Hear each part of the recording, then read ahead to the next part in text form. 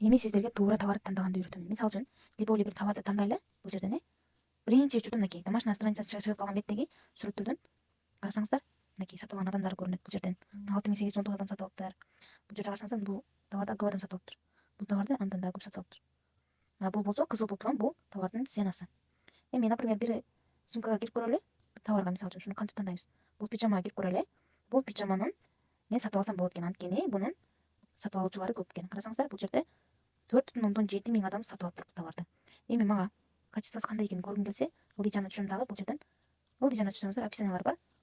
Мынакей размери канчасы размер бизге түшөт, канчасы түшпөй калат, кандай түстөр бар, ушулардын баардыгын ылдыйжагынан описаниядан окусаңыздар болот. Перевод кылып, ушул сүрөттөрдү дагы которот. Ушуларды которуп жакшы алсаңыздар болот.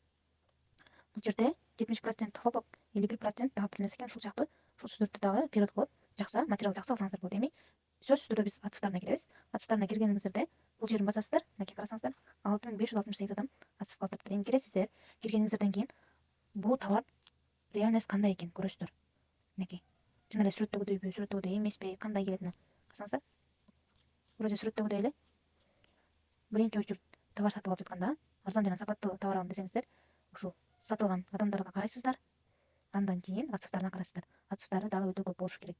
Кээ бир магазиндер жаңы эле товар жүктөшү мүмкүн, бирок товары качественный болушу мүмкүн. Аны өзүңүздөр анализдеп чыгышыңыздар керек.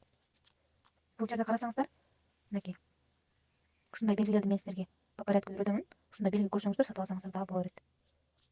Ушул сыяктуу товарды арзан жана сапаттуу тандасаңыздар болот. Дагы бир мисалы бир товарга кирип көрөлү. Мынакей эң көп сатылым жасаган ушундай болот. 10 миңден ашык адам сатып алыптыр бул товарды. Эми кирип көрөсүздөр. 10 миңден ашык адам сатып алыптыр. Эгерде ушундай болуп жаткан болсо, мынакей кызыл болуп турат, сааттын белгиси, бул скидка болуп жаткан болот. Скидка менен алсаңыздар болот экен. Ылдыйжана түшсөңүздөр, отзывдары дагы аябай көп экен. Значит, бул товар өтө сонун качественный товар экен. Ушинтип отзывдары сатылым жасаганды көп болсо, сиздердин товарыңыздар жакшы келет.